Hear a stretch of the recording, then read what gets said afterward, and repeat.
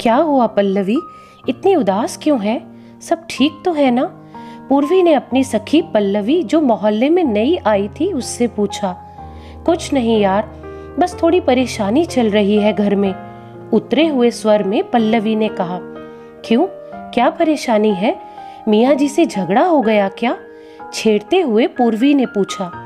नहीं, ऐसी कोई बात नहीं है, यहाँ तो सब ठीक है, पर मेरे मायके में सब उथल पुथल हो गया है, वो भी मेरी वजह से। कहते हुए पल्लवी की आंखों से आंसू छलक गए। अरे अरे, तुम रो क्यों रही हो? जो भी बात है मुझे आराम से बताओ, पार्क में पड़ी पास की एक बेंच पर बैठाते हुए पूर्वी ने कहा। पल्लवी और पूर्वी की अभी कुछ महीने पहले ही दोस्ती हुई थी। पल्लवी मोहल्ले में नई थी तो ज्यादा किसी से बात नहीं करती थी, पर पूर्वी के मिलनसार स्वभाव ने उसे और पल्लवी को बहुत अच्छा दोस्त बना दिया था। अब पल्लवी हर छोटी बड़ी जो भी बात होती सब पूर्वी को बताती और पूर्वी पल्लवी को। दोनों को साथ देख लोग भी यही अनुमान लगाते कि दोनों एक घर परिवार के सदस्य हैं। पर अभी कुछ दिनों से पल्लवी ना तो पूर्वी से मिल ही रही थी और ना ही फोन पर बात कर रही थी। कई दिनों बाद पल्लवी को देख पूर्वी खुश थी, पर पल्लवी का चेहरा लटका हुआ था।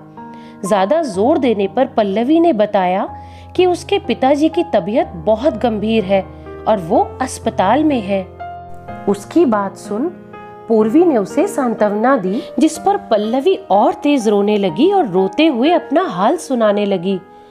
मेरे पिताजी की हालत की जिम्मेदार मेरे ससुराल वाले ही हैं। ना मुझे यहाँ वो लोग इस तरह परेशान करते, ना मेरे पिताजी को पता चलता और ना ही वो बीमार पड़ते। रोते हुए पल्लवी ने अपनी बात कह डाली। शांत हो जाओ, यूं रोने से हर समस्या का हल नहीं निकलता। तुम खुद सोचो, क्या इसमें तुम्हारी कहीं भी गलती नहीं है? आज जिस हालत में तुम्हारे पिताजी हैं, कहीं ना कहीं उसमें तुम्हारा हाथ नहीं है। पूर्वी की बात सुन पल्लवी ने आंखें बड़ी करते हुए पूछा। मेरा हाथ? मैं क्यों अपने परिवार वालों को दुखी करूंगी? ये सब इन्हीं लोगों की करनी है। मेरे पिताजी रात दिन मेरे विषय में सोचते हैं, इसीलिए वो बीमार पड़े हैं। पूर्वी ने लंबी सांस लेते हुए कहा। देखो पल्लवी, ये छोटी छोटी बातें हर घर परिवार में होती हैं। शायद ही ऐसा कोई घर हो जहां थोड़ी बहुत कहा सुनी नहीं होती है। कहीं किसी चीज को लेकर कहा जाता है तो कहीं किसी और बात पर। लेकिन इसका मतलब ये नहीं है कि हम हर बात अपने मायके में बताएं। मुझे पता है अभी तुम्हें मेरी बात ठीक नहीं लग रही होगी, मगर हर बात मायके में बताने से हम खुद तो थोड़े समय बाद सामान्य हो जाते हैं, मगर हमारे माता पिता हमारी परेशानी सुनकर और ज्यादा परेशान हो जाते हैं। वो बात थोड़े समय बाद हमारे लिए बहुत छोटी या बेकार सी हो जाती है, लेकिन हमारे माता पिता के लिए बहुत बड़ी होती है। उन्हें यही लगता रहता है कि हमारी बेटी बहुत दुखी है, परेशान है। हमारी परेशानी के लिए वो खुद को जिम्मेदार समझने लगते हैं और यही कारण होता है कि वो आगे चलकर बीमार पड़ जाते हैं। पूर्वी की बात अभी पूरी भी नहीं हुई थी कि पल्लवी ने बीच में ही टोकते हुए कहा। देखो पूर्वी, कहने और करने में अंतर होता है। मुझे पता है तुम्हारे घर में ऐसा कुछ नहीं होता। तुम्हारे ससुराल वाले अच्छे हैं, इसीलिए जब मेरे जैसे ससुराल वाले मिलेंगे ना, तब तुम्हें पता चलेगा कि तुम बहुत खुश नसीब हो। ऐसा कुछ नहीं है, मेरे ससुराल वाले भी वैसे ही हैं जैसे तुम्हारे। बस फर्क इतना है कि मैं अपने ससुराल की हर छोटी छोटी बातें अपने मायके में नहीं बताती, जब तक बहुत जरूरी ना हो। अगर कभी मेरी सास से कुछ कहा सुनी होती भी है तो मैं अपनी माँ को इस बारे में कुछ नहीं बताती। यही कारण है कि मेरे मायके में भी सब बहुत खुश रहते हैं, क्योंकि उन्हें लगता है कि मैं बहुत खुश हूँ। और सच कहूँ तो मैं भी बहुत खुश रहती हूँ, क्योंकि मुझे पता है मेरे माँ बाप मुझे लेकर निश्चिंत हैं। दूसरी तरफ मैं मेरी सास को भी ज्यादा देर गुस्सा नहीं रहने देती, किसी न किसी तरह उन्हें मना ही लेती हूँ। देखो पल्लवी, अपने लिए खुशियों की तलाश हमें खुद करनी पड़ती है। हम पर निर्भर करता है कि हम किस चीज में खुश रह सकते हैं और किस में नहीं।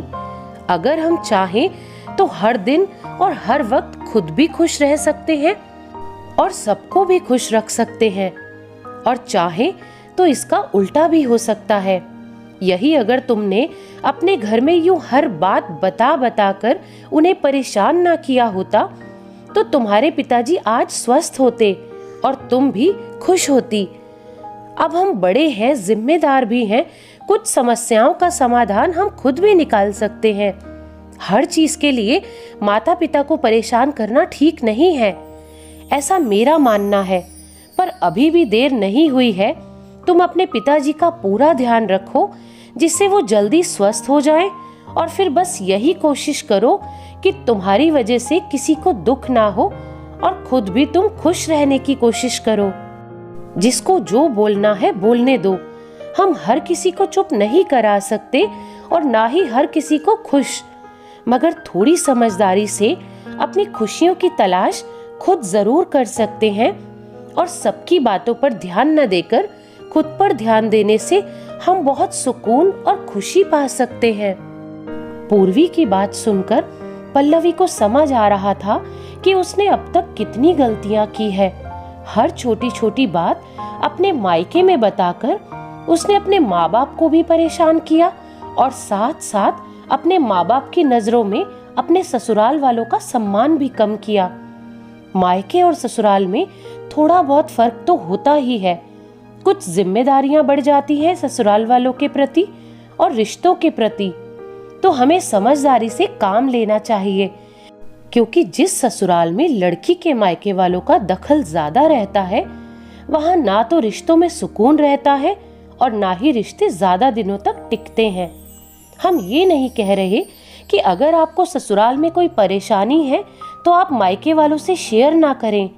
हमारे कहने का मतलब ये है कि कम से कम छोटी छोटी बातों को जाकर मायके वालों को ना बताएं, ताकि आपके माँ बाप भी आपसे दूर रहकर आपके लिए परेशान ना हो। तो इस कहानी के बारे में आपकी क्या राय है, कमेंट करके जरूर बताइएगा। और ये कहानी अगर आपको पसंद आई हो तो प्लीज लाइक जरूर कीजिएगा, और ऐसी ही दिल को छू लेने वाली और प्रेरणादायक कहानियां सुनने के लिए इस चैनल को सब्सक्राइब करें। धन्यवाद।